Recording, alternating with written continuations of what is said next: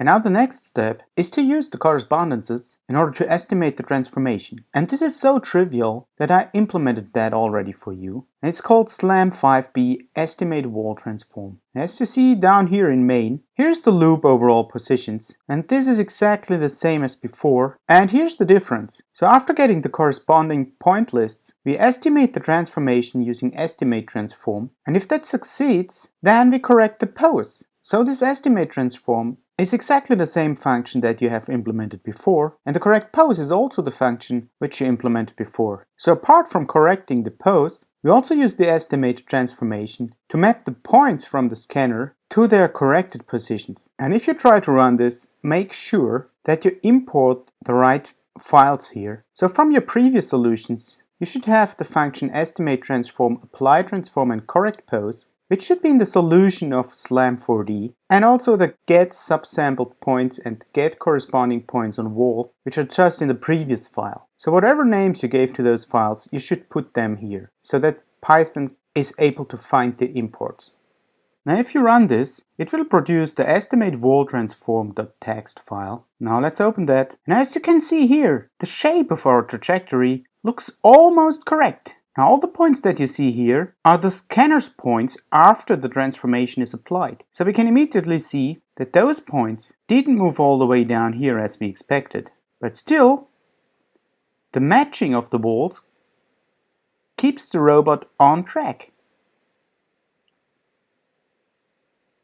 So it has some trouble down here, but it turns very strongly. And so our estimation tries to turn that back.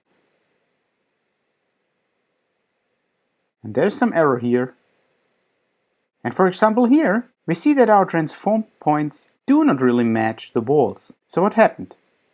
So as you remember, we have set up the correspondences between the scan points and the wall points using the projection of the points onto the wall. So after one estimation, the situation might look as that, because those equations moved the points down here, whereas those equations moved them to the left. And so in the end, the final distances were from here to here and from here to here. So the problem is, moving it down makes those distances longer, whereas moving it to the left makes those distances longer. So the solution to this problem is, with point pairs selected according to the closest distance, we compute the best transformation. So this point has moved down here, this point has moved here, and so on. Then again, we find the closest points on the wall and determine a new transformation. And this algorithm is called the iterative closest point, or ICP, because it iterates the two steps of finding point pairs and estimating the best transform.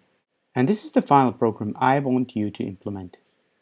So it's SLAM5C, ICP wall transform. So it's actually pretty short. So make sure that in the header you put in the names of the correct files so that all those functions can be imported by Python. Then this is the function you'll have to implement. And after you implement it, I promise you it's much shorter than those comments here. Now let's first have a look at the main function. Not much happened down here. So we compute the pose, we get the world points, and now here we call this ICP transform. Then we use the transform to correct the pose. And that's all. So let's go back to the function. It gets the points and the number of iterations. And here's already a plan what you can do here. So what makes it a little bit complicated is that we have to determine a transformation, and then we find new point pairs again. And then we again determine a transformation. But overall, we have to return a transformation that is the concatenation of all those transformations that we did during all those iterations. So you set up the overall transformation is the identity,